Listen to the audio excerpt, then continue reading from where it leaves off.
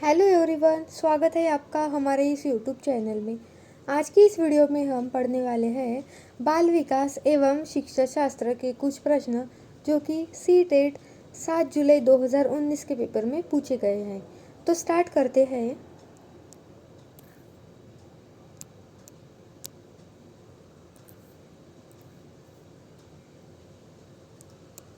पहला प्रश्न है, बच्चों की गलतियां एवं भ्रांत धारणाएं ऑप्शंस है सूचित करती है कि बच्चों की क्षमताएं वयस्कों की तुलना में बहुत निम्न स्तर की है। शिक्षण अधिगम प्रक्रिया में महत्वपूर्ण कदम है। शिक्षण अधिगम प्रक्रिया के लिए रुकावट एवं विघ्न है। शिक्षण अधिगम प्रक्रिया में अनदेखी करनी चाहिए। तो सही जवाब है ऑप्शन नंबर 2, मतलब शिक्षण अधिगम प्रक्रिया में महत्वपूर्ण कदम है। तो क्यों है, देखिए, बच्चों की गलतियां और भ्रांत धारणाएं अधिगम का एक अंग होती है, क्योंकि बच्चे गलती भी करते हैं, कुछ देर तक डरते भी है। लेकिन कक्षा में शिक्षक बालकों के प्रयासों की जांच करता है और वह किसी विषय विशेष पर उसकी समझ को बेहतर बनाने का भी प्रयास करता है, किंतु इसके बावजूद वह विषय की मूलभूत जानकारी के अभाव में कई गलतियां भी करता है, जो कि शिक्षण अधिगम प्रक्रिया का एक महत्वपूर्ण भाग होती है। नेक्स्ट क्वेश्चन है, संरचनात्मक ढांचे में बच्चे को किस रूप में देखा जाता है? ऑप्शंस है एक समस्या समाधान करने वाला तथा वैज्ञानिक अन्वेषक के रूप में, लघु वयस्क के रूप में जो सभी पक्षों जैसे आकार, संज्ञान और संवेग में वयस्क की तुलना में कम है, कोरी पाटिया और खाली स्लेट जो कि जीवन को अनुभव के द्वारा पूर्ण रूप से आकार दिया जाता है, एक निष्क्रिय प्राणी जिसे अनुबंधन के द्वारा किसी भी रूप में आकार दिया जा सकता है तथा ढाला जा सकता है। तो सही जवाब है ऑप्शन नंबर 1, मतलब एक समस्या समाधान करने वाला तथा वैज्ञानिक अन्वेषक के रूप में, एक अन्वेषण के रूप में देखा जाता है। मतलब क्या है, शिक्षा का यह दायित्व होता है कि वह बालक का उस स्तर तक विकास करने में सहायक हो जिससे बालक अपने व्यक्तित्व का सर्वांगीण विकास कर सके तथा सभी प्रकार की परिस्थितियों में अपने आप को समायोजित भी कर सके।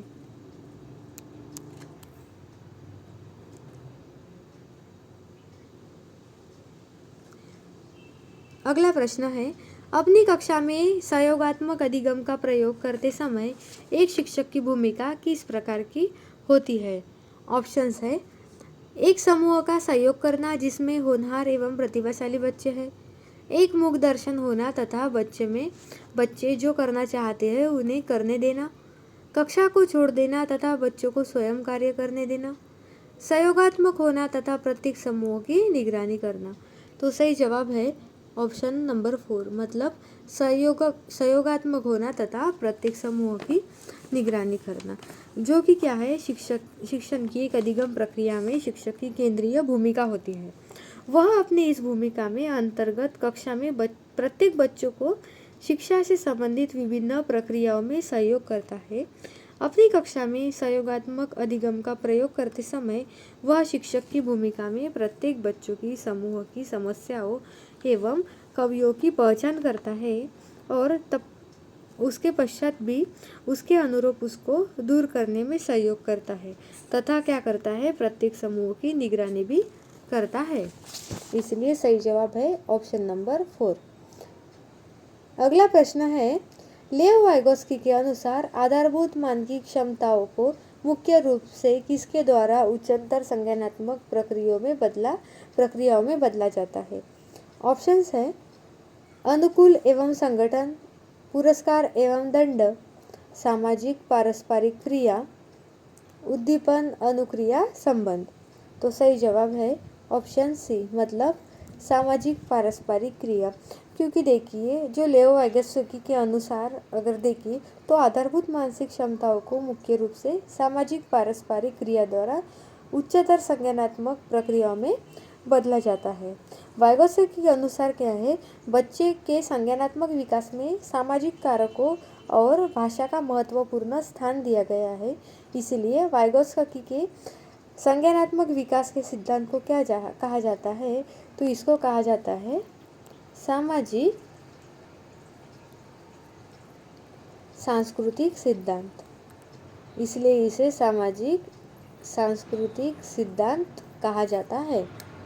नेक्स्ट क्वेश्चन है, निम्नलिखित कथनों में से कौन सा विकास एवं अधिगम के बीच संबंध को सही प्रकार से सूचित करता है? ऑप्शंस है, विकास एवं अधिगम अंतर संबंधित और अंतर्निर्भर होते हैं। विकास एवं अधिगम संबंधित नहीं है। अधिगम विकास का ध्यान किए बिना घटित होता है। अधिगम की दर विकास की दर से काफ़ी अधिक होती है। तो सही जवाब है ऑप्शन नंबर 1, मतलब विकास एवं अधिगम अंतर संबंधित और अंतर्निर्भर होते हैं। मतलब क्या है, विकास एक व्यापक शब्द है जिसमें क्या होता है, समृद्धि, परिपक्वता, सीखने व समझने की क्षमता होती है। तथ्य अंतर्निहित होते हैं। बच्चों के विकास के साथ इनमें शारीरिक विकास व मानसिक विकास भी होता है, किंतु इसके विपरीत यदि बच्चों का विकास संतुलित तरीके से नहीं होता है तो क्या होगा, तो उनका शारीरिक व मानसिक विकास एक दूसरे से प्रभावित भी होता है। इस प्रकार विकास एवं अधिगम अंततः संबंधित और अंतर्निर्भर होते हैं। नेक्स्ट क्वेश्चन है, पियाजे के अनुसार विशिष्ट मनोवैज्ञानिक संरचनाओं अनुभव से सही अर्थ निकालने के व्यवस्थित तरीके को क्या कहा जाता है? तो ऑप्शंस है, मानसिक मैप, मानसिक उपकरण, स्कीमा और प्रतिमान। तो इसमें सही जवाब है ऑप्शन नंबर 3, मतलब क्या है, स्कीमा। तो इसका क्या होता है, पियाजे का संज्ञानात्मक विकास का सिद्धांत यह व्याख्या करता है कि विशिष्ट मनोवैज्ञानिक संरचनाएं जैसे विकसित होती है, कि कैसे विकसित होती है। इस प्रकार के अंतर्गत बच्चे वातावरण में तत्वों को पहचानते हैं, प्रतीकों की सहायता से उनके समझने की कोशिश करता है और क्या होता है, संबंधित वस्तु या फिर व्यक्ति के संदर्भ में अमूर्त चिंतन करता है। उपरोक्त क्या सभी प्रक्रियाओं से मिलकर उसके अंदर एक ज्ञान भंडार या संज्ञानात्मक संरचना उसके व्यवहार को निर्देशित करती है। इस प्रकार पियाजे के अनुसार विशिष्ट मनोवैज्ञानिक संरचनाओं को स्कीमा कहा जाता है। नेक्स्ट है, एक उचित प्रश्न सुझाव के द्वारा बच्चे की समझ को उस बिंदु से बहुत आगे ले जा सकता है जिस पर वह अकेले पहुंच सकती है। निम्नलिखित में से कौन सी संरचना उपरोक्त कथन को प्रकाशित करती है? तो ऑप्शंस है, वृद्धि, बुद्धि, समीपस्थ या निकटस्थ विकास का क्षेत्र, साम्य धारण, संरक्षण। तो सही जवाब है ऑप्शन नंबर 2, मतलब समीपस्थ या निकटस्थ विकास का क्षेत्र। मतलब क्या है, एक तो समीपस्थ या निकटस्थ का विकास का क्षेत्र एक ऐसी संरचना को व्यक्त करता है जिसमें एक उचित प्रश्न या फिर सुझाव के द्वारा बच्चे की समझ को उस बिंदु से आगे या बहुत आगे ले जा सकते हैं जिस पर वह अकेले भी पहुंच सकता है, मतलब बच्चा खुद से पहुंच सकता है। वाइगोत्स्की ने इन दोनों स्तरों के बीच के अंतर को समीपस्थ विकास का क्षेत्र भी कहा है। इसमें बच्चे को उसकी स्वयं की क्षमता के स्तर से आगे ले जाने का प्रयास भी किया जाता है। अब अगला प्रश्न है, समाचार पत्रों से कहानियों एवं कतरनों का चयन करना एवं प्रस्तुत करना जो पुरुष एवं महिलाओं दोनों को गैर परंपरागत भूमिकाओं में चित्रित करते हैं, निम्नलिखित में से किसके लिए एक प्रभावी रणनीति है?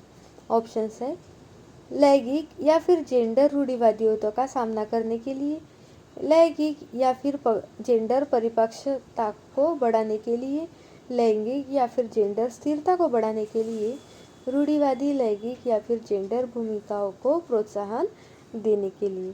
तो सही जवाब है ऑप्शन नंबर 1, मतलब क्या है, लैंगिक या फिर जेंडर रूढ़िवादी रूढ़िया को सामना करने के लिए। मतलब क्या है, हमारे समाज का ढांचा लिंग के आधार पर निर्मित हुआ है जिसमें महिलाएं एवं पुरुष दोनों भी शामिल होते हैं। हमारे समाज की जो है वो परंपरागत अवधारणाओं की तरह पुरुषों एवं महिलाओं के कार्य का विभाजन भी किया गया है, जिसके अनुसार महिलाएं घर के अंदर परिवार से संबंधित कार्य करेगी, मतलब घर के काम एक पूरी महिला करेगी, और पुरुष जो है वो घर के बाहर के सभी काम करेंगे, मतलब सारी जिम्मेदारियां निभाएंगे। लेकिन क्या होता है, रूढ़िवादिता व पारंपरिक सोच को बदलने एवं उसका सामना करने के लिए समाचार पत्रों से कहानियों एवं कथनों का चयन और उसका प्रस्तुतिकरण किया जाता है, जिससे कि लैंगिक या फिर जेंडर जिसे हम कहते हैं इसके प्रति रूढ़िवादी संबंधित सोच को बदला जा सके।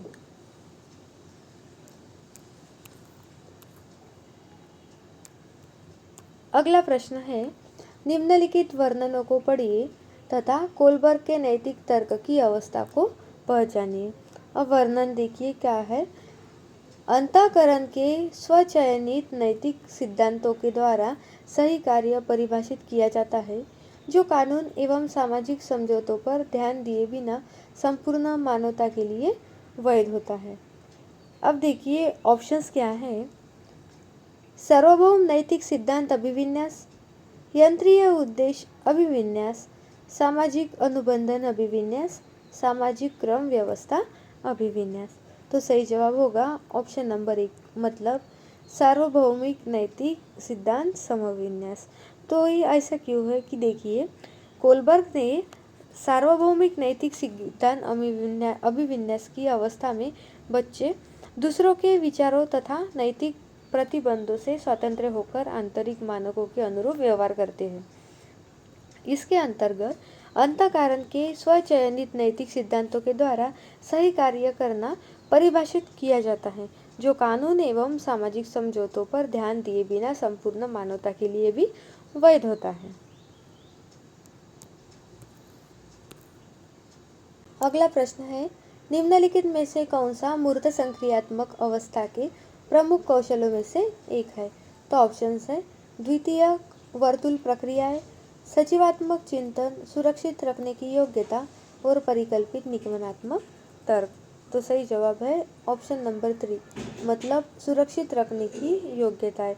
तो ये क्या है देखिए, मूर्त संक्रियात्मक अवस्था मतलब जब बच्चे 7 से 11 वर्ष तक के होते हैं, जिसमें कुछ उपलब्धियां या कौशल शामिल होते हैं, जैसे कि अहम केंद्रितता, व्याख्या या स्पष्टीकरण करने की योग्यता होती है, सुरक्षित रखने की योग्यता, क्रमबद्धता निर्मित करने की भी योग्यता होती है, रूपांतरण व वर्गीकरण इत्यादि की योग्यता होती है।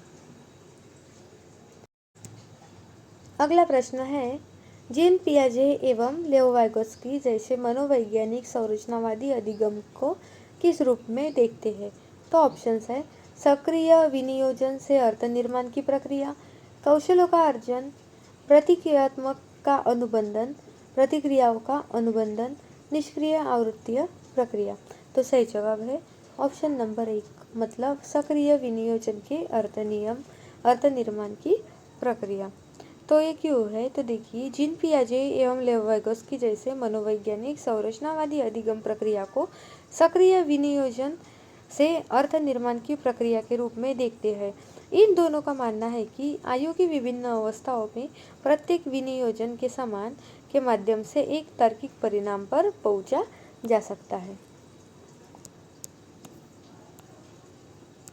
अगला प्रश्न है, निम्नलिखित में से कौन से कारक बच्चे के सामाजिकरण में एक महत्वपूर्ण भूमिका अदा करते हैं। तो ऑप्शंस हैं, देखिए कुछ पॉइंट्स दिए हुए हैं, इनमें से हमें सही जवाब ढूंढना है। तो पहला है मीडिया, विद्यालय, परिवार, पास पड़ोस। तो हमें पूछा क्या गया है, देखिए निम्नलिखित में से कौन से कारक बच्चों के सामाजिकरण में एक महत्वपूर्ण भूमिका। तो मीडिया भी करता है, मीडिया में से कुछ अच्छी बातें भी बच्चों को समझ में आती है, तो ये भी एक सही बात है। विद्यालय, पड़ोस, परिवार या पास पड़ोस, ये सभी क्या करते हैं, सामाजिकरण में एक महत्वपूर्ण भूमिका अदा करती है। तो इसका सही जवाब होगा ऑप्शन नंबर 1, मतलब 1, 2, 3, 4 ये चारों भी सही है। अगला प्रश्न है, हार्वर्ड गार्डनर के बहुबुद्धि सिद्धांत के अनुसार निम्नलिखित विशेषताओं से युक्त एक व्यक्ति की बुद्धि को किस प्रकार से वर्गीकृत किया जा सकता है। तो विशेषताएं दूसरों की मनोदशा, स्वभाव, प्रेरणा तथा अभिप्राय को उचित तरीके से पता लगाने एवं प्रतिक्रिया करने की योग्यता। तो ऑप्शंस है नैदानिक, प्रकृतिवादी, अंतरवैयक्तिक और अंतवैयक्तिक। तो सही जवाब है ऑप्शन नंबर 4, मतलब अंतवैयक्तिक। तो तो इसमें क्या है, हावर्ड गार्डनर ने 9 प्रकार की बुद्धि का वर्णन किया है, जिसमें अंतःवैयक्तिक बुद्धि भी शामिल है। इस बुद्धि की मुख्य विशेषता दूसरों की मनोदशा, स्वभाव, प्रेरणा तथा अभिप्राय का उचित तरीके से पता लगाने में किया जाता है। तो इसलिए सही जवाब है अंतःवैयक्तिक।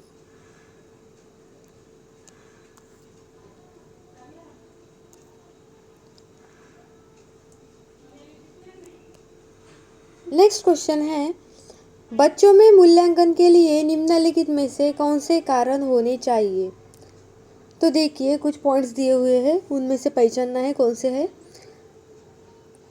तो पॉइंट्स है, बच्चों को गैर उपलब्धि वाले, निम्न उपलब्धि वाले, औसत एवं उच्च उपलब्धि वाले के रूप में अलग अलग नाम एवं नाम देना चाहिए। अलग अलग करना चाहिए या फिर क्या करना चाहिए, अलग अलग उसे नाम देना चाहिए।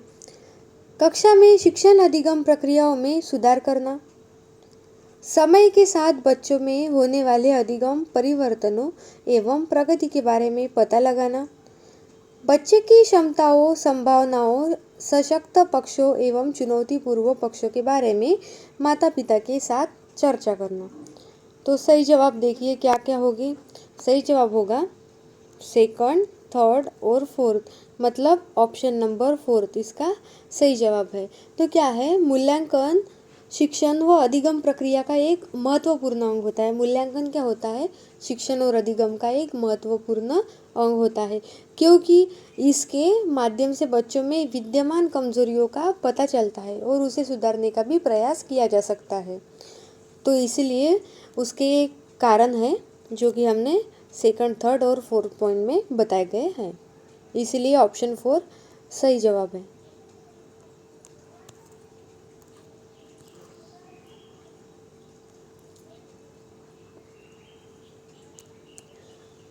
नेक्स्ट क्वेश्चन है, अनेक शोध अध्ययनों से पता चलता है कि शिक्षक लड़कियों की अपेक्षा लड़कों से अधिक पारस्परिक क्रिया करते हैं। इसका सही विवेचन क्या है। तो ऑप्शंस देखिए, कक्षा में लड़कियों की तुलना में लड़कों को अधिक आसानी से नियंत्रित किया जा सकता है। लड़कियों की तुलना में लड़कों में शैक्षिक क्षमताएं काफ़ी अधिक होती है। लड़कियों की तुलना में लड़कों को अधिक अवधान की आवश्यकता होती है। यह शिक्षण में लिंग पक्षपात का एक उदाहरण है। तो सही जवाब है ऑप्शन नंबर 4, मतलब यह लिंग में पक्षपात का एक उदाहरण है। तो देखिए क्या है, शिक्षण एवं अधिगम प्रक्रिया में शिक्षक का लड़कियों की अपेक्षा लड़कों से अत्यधिक पारस्परिक क्रिया करना शैक्षणिक या शिक्षण में लिंग पक्षपात को व्यक्त करता है। अनेक शोध अध्ययनों में यह पाया गया है कि, देखिए क्या पाया गया है कि शिक्षक लड़कियों की तुलना में लड़कों से पारस्परिक क्रिया करने में अधिक सहज अनुभव करते हैं तथा ऐसी क्रिया के होने का प्रमुख कारण पारस्परिक सामाजिक अवधारणा को भी माना जाता है।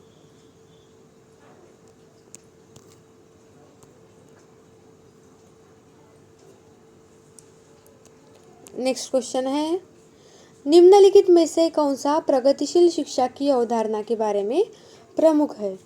तो ऑप्शंस है, बाह्य प्रेरणा तथा एकरूप मूल्यांकन मानदंड, पाठ्यपुस्तक केंद्रीय अधिगम, प्रत्येक बच्चे की क्षमता एवं संभावना में विश्वास करना, मानक निर्देश एवं मूल्यांकन। तो सही जवाब है ऑप्शन नंबर 3, मतलब प्रत्येक बच्चे की क्षमता एवं संभावना में विश्वास करना।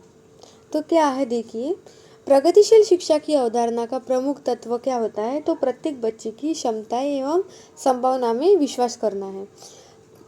तो क्या है, प्रगतिशील शिक्षा की अवधारणा के अनुसार शिक्षा का एकमात्र उद्देश्य बालक की शक्तियों का विकास है।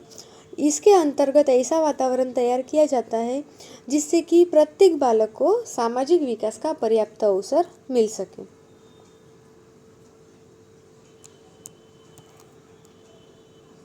नेक्स्ट क्वेश्चन है, विकास में वैयक्तिक विभिन्नता को समझने के लिए क्या महत्वपूर्ण है। ऑप्शंस है, वंशागत विशेषताओं के साथ साथ पर्यावरणीय कारकों एवं उनकी पारस्परिक क्रिया पर विचार करना। वंशागत विशेषताओं पर विचार करना जो प्रत्येक व्यक्ति को जीवन में विशेष शुरुआत देती है। पर्यावरणीय कारकों पर विचार करना जो लोगों को प्रभावित करते हैं। शरीर एवं मस्तिष्क के परिपक्वन पर विचार करना। तो सही जवाब है ऑप्शन नंबर 1, मतलब वंशागत विशेषताओं के साथ साथ पर्यावरणीय कारकों एवं उनकी पारस्परिक क्रिया पर विचार करना। तो क्या है देखिए, वैयक्तिक विभिन्नता में कई कारण होते हैं, जैसे कि क्या है अनुवंश, वंशानुगत, सामाजिक स्तर या सामाजिक परिवेश इत्यादि इसमें कारण होते हैं। तो अंतःवैयक्तिक विभिन्नता को समझने के लिए वंशागत विशेषताओं के साथ साथ पर्यावरणीय एवं उनकी पारस्परिक क्रिया पर विचार करने की भी आवश्यकता होती है। नेक्स्ट है, निम्नलिखित में से कौन सा विकास का सिद्धांत नहीं है। तो नहीं पूछा है, मतलब हमें निगेटिव आंसर ढूंढना है। तो ऑप्शंस देखिए, विकास की सटीक गति एवं प्रकृति जन्म के समय ही निर्धारित हो जाती है। व्यक्ति अलग अलग गति से विकास करते हैं। विकास तुलनात्मक रूप से क्रमिक होता है। विकास समय के साथ धीरे धीरे घटित होता है। तो सही जवाब है ऑप्शन नंबर 1, मतलब विकास की सटीक गति एवं प्रकृति जन्म के साथ ही निर्धारित हो जाती है। तो ये ऑप्शन यहाँ पे गलत है, क्योंकि देखिए क्या है, विकास निरंतर रूप से चलने वाली एक प्रक्रिया है जिसमें प्रगति सकारात्मक एवं नकारात्मक व्यवहारों के रूप में परिवर्तन होते रहते हैं। लेकिन विकास की व्यवहारों के रूप में परिवर्तन होते हैं, लेकिन क्या होता है, गति भी भिन्न भिन्न होती है, परंतु यह तुलनात्मक रूप से क्रमिक हो जाती है एवं समय के साथ साथ धीरे धीरे घटित भी होती है। अंततः यह कहना कि विकास की गति एवं प्रकृति जन्म के समय ही निर्धारित हो जाती है, ये बात सत्य नहीं होगी। इसलिए ये ऑप्शन गलत है, क्योंकि ये सही इसलिए है क्योंकि गलत ही पूछा है। नेक्स्ट क्वेश्चन है, निम्नलिखित में से कौन सा समावेशी कक्षा में सबसे अधिक महत्वपूर्ण है। तो ऑप्शंस है विशिष्ट शिक्षा योजना, एकरूप निर्देश, मानकीकृत परीक्षण, प्रतियोगी अधिगम को बढ़ावा देना। तो सही जवाब होगा ऑप्शन नंबर 1, मतलब विशिष्ट शिक्षा योजना। तो देखिए ये क्या है, समावेशी कक्षा में विशिष्ट शिक्षा योजना सर्वाधिक महत्वपूर्ण होती है, क्योंकि क्या है, समावेशी शिक्षा वह शिक्षा होती है जिसके द्वारा विशिष्ट क्षमता वाले बालक, जैसे अंधे बालक, मंदबुद्धि बालक होते हैं, बहरे बालक तथा प्रतिभाशाली बालकों को ज्ञान प्राप्त किया जाता है।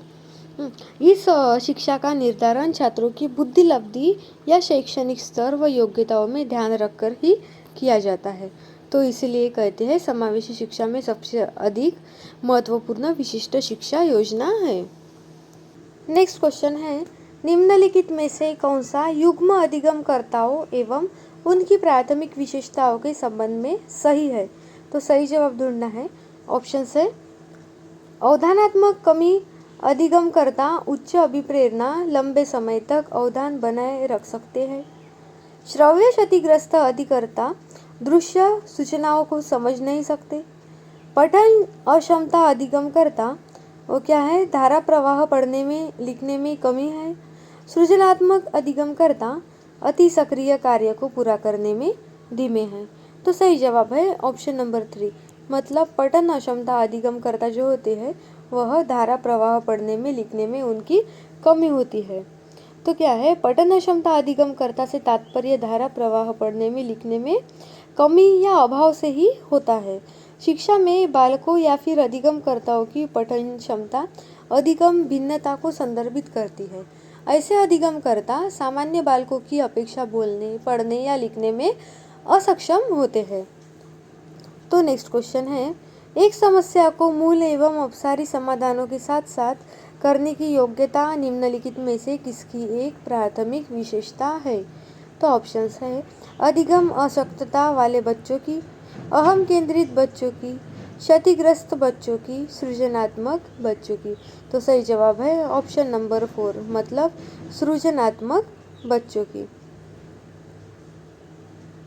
तो इसका क्या है देखिए, सृजनात्मक एक ऐसी अवधारणा है जिसमें उपलब्ध साधनों से नवीन वस्तु, विचार या धारणा को जन्म किया जाता है, विशिष्ट विचारों का जन्म होता है।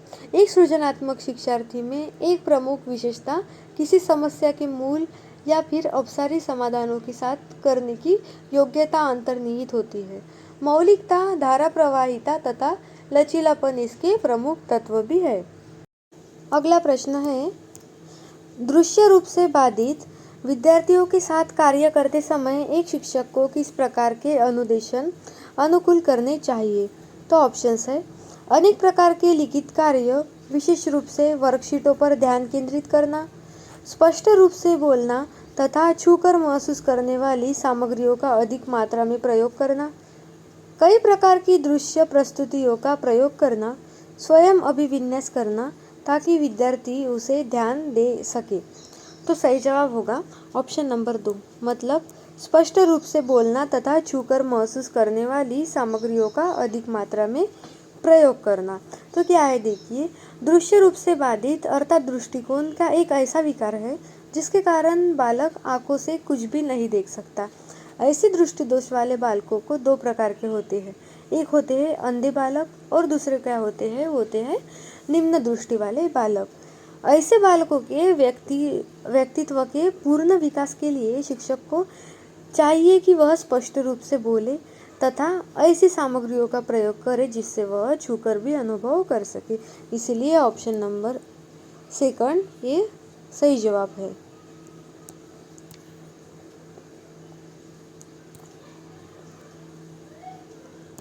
नेक्स्ट क्वेश्चन है, सहयोगात्मक अधिगम एवं हम उम्र साथियों के द्वारा शिक्षण को एक समावेशी कक्षा में किस प्रकार से उपयोग करना चाहिए? तो ऑप्शंस है, प्रयोग नहीं करना चाहिए, सक्रिय रूप से आगे बढ़ना चाहिए, सक्रिय रूप से हतोत्साहित करना चाहिए, कभी प्रयोग करना चाहिए। तो सही जवाब होगा ऑप्शन नंबर 2, मतलब सक्रिय रूप से आगे बढ़ाना चाहिए। तो क्या है, सहयोगात्मक अधिगम एवं हम उम्र साथियों के द्वारा शिक्षण को समावेशी कक्षा में सहयोगात्मक एवं सक्रिय रूप से आगे बढ़ना चाहिए। ऐसे बालकों का सामान्य बालकों की तुलना में वृद्धि का विकास अपेक्षाकृत क्रम होता है। ऐसे में उनको उम्र संबंधी बातों की चर्चा न करते हुए उसे विभिन्न स्तरों पर सहयोग के माध्यम से प्रोत्साहित भी करना चाहिए। इसलिए ऑप्शन 2 सही जवाब है।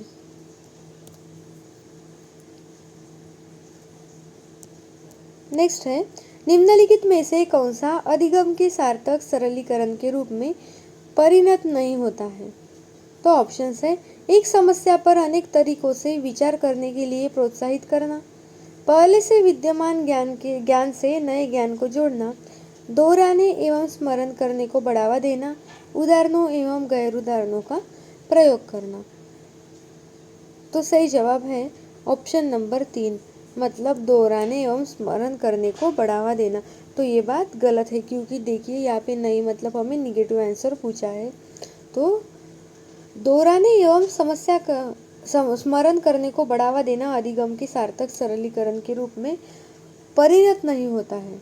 अधिगम एक निरंतर चलने वाली प्रक्रिया है जिसकी प्रवृत्ति ज्ञान प्रदान करना होती है। इस प्रक्रिया के अंतर्गत व्यक्ति किसी विषय पर कई तरीकों विचार पूर्व में विद्यमान ज्ञान से नए ज्ञान का सृजन करना एवं उदाहरणों इत्यादि से माध्यम से अधिगम के सार्थक व सरल तरीके से प्रस्तुत करता है। इसलिए सही जवाब है ऑप्शन नंबर 3। नेक्स्ट है, निम्नलिखित में से कौन सा संरचनात्मक परिवेश के साथ अनुकूल नहीं हो सकता?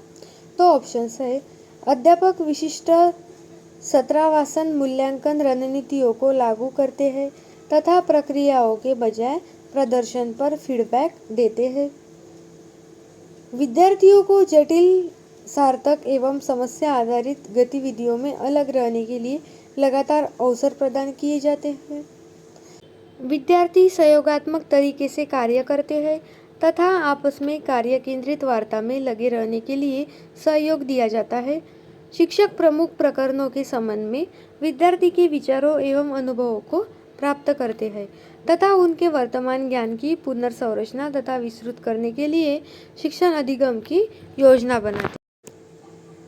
तो सही जवाब है ऑप्शन नंबर 1, मतलब अध्यापक विशिष्ट सत्रावासन मूल्यांकन रणनीतियों को लागू करते हैं तथा प्रक्रियाओं के बजाय प्रदर्शन पर फीडबैक देते हैं।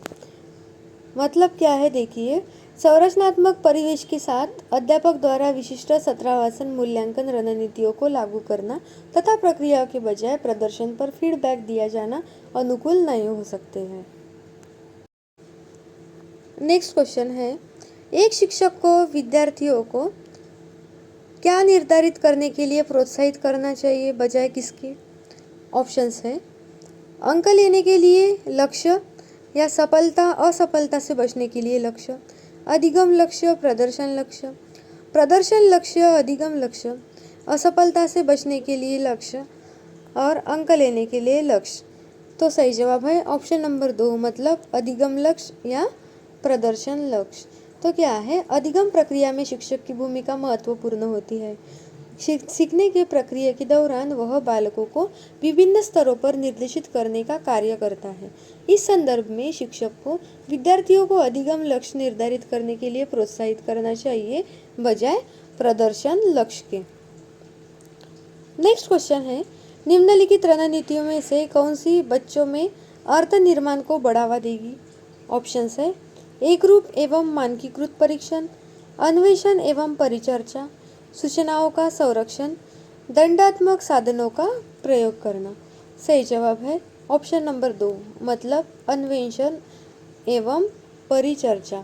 मतलब क्या है, अधिगम की प्रक्रिया में बच्चों को अन्वेषण एवं परिचर्चा संबंधित करने में उनमें अर्थ निर्माण को बढ़ावा मिलता है।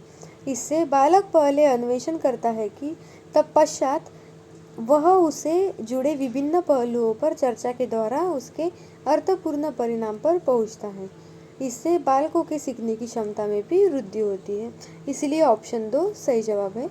नेक्स्ट क्वेश्चन है, निम्नलिखित में से कौन प्रभावी अधिगम रणनीतियों के उदाहरण है? तो देखिए कुछ पॉइंट्स दिए हुए हैं, इनमें से हमें पहचानना है।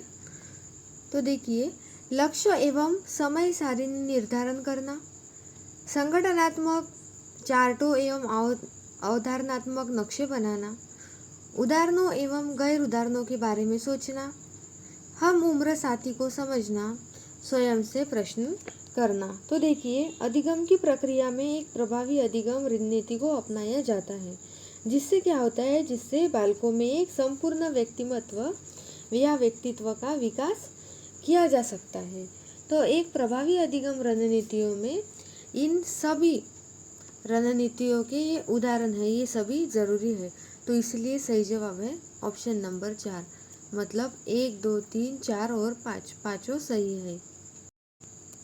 अगला प्रश्न है, निम्न में से कौन सा बाह्य अभिप्रेरणा का एक उदाहरण है? तो ऑप्शंस है मैं अपना गृह कार्य पूरा करती हूँ क्योंकि शिक्षक प्रत्येक नियत कार्य के लिए हमें अंक देते हैं। मैं अपना गृह कार्य करना पसंद करती हूँ क्योंकि यह बहुत आनंददायी है। मैं बहुत अधिक सीखती हूँ जब मैं अपना गृह कार्य करती हूँ। गृह कार्य करने में अपनी आवश्यकताओं को अच्छी तरह से समझ पाती हूँ। तो सही जवाब होगा ऑप्शन नंबर 1 मतलब मैं अपना गृह कार्य करती हूँ। तो देखिए, अभिप्रेरणा एक ऐसी प्रक्रिया है जिसमें शिक्षार्थी की आंतरिक शक्ति वातावरण के विभिन्न लक्षित वस्तुओं की ओर निर्देश होती है। अभिप्रेरणा के मुख्यतः क्या है, 2 प्रकार होते हैं। तो वो कौन से हैं? एक है आंतरिक और दूसरी है बाह्य अभिप्रेरणा। तो देखिए ऑप्शन, मैं अपना गृह कार्य पूरा करती हूँ क्योंकि शिक्षक प्रत्येक नियत कार्य के लिए हमें अंक देते हैं। तो इसमें क्या हुई है, एक बाह्य प्रेरणा मिली है कि शिक्षक ने उसके विद्यार्थी को कहा है कि मैं तुम्हें अंक देता हूँ, इसीलिए ये अपना कार्य कर रही है एक विद्यार्थी। तो इसे ही बाह्य अभिप्रेरणा कहते हैं कि जब कोई बाहर से प्रेरणा दे तो उसी लिए हम अपना कार्य पूर्ण करें। आज का लास्ट क्वेश्चन है, एक प्राथमिक कक्ष में एक शिक्षक को क्या करना चाहिए? ऑप्शंस है उदाहरण या गैर उदाहरण दोनों नहीं देने चाहिए, केवल उदाहरण देने चाहिए, केवल गैर उदाहरण देने चाहिए, उदाहरण एवं गैर उदाहरण दोनों देने चाहिए। तो सही जवाब है ऑप्शन नंबर 4 मतलब उदाहरण एवं गैर उदाहरण दोनों देने चाहिए। क्योंकि क्या होता है, एक प्राथमिक कक्ष में एक शिक्षक को किसी विषय या तथ्य को समझने की क्रिया में उदाहरण एवं गैर उदाहरण दोनों तरीके अपनाने चाहिए।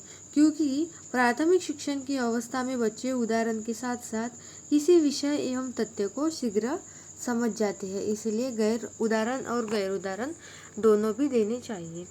अगर आपको ये वीडियो पसंद आई हो तो इस वीडियो को लाइक कीजिए, सब्सक्राइब कीजिए, शेयर कीजिए और आपको ये वीडियो कैसे लगी ये कमेंट बॉक्स में ज़रूर बताइए।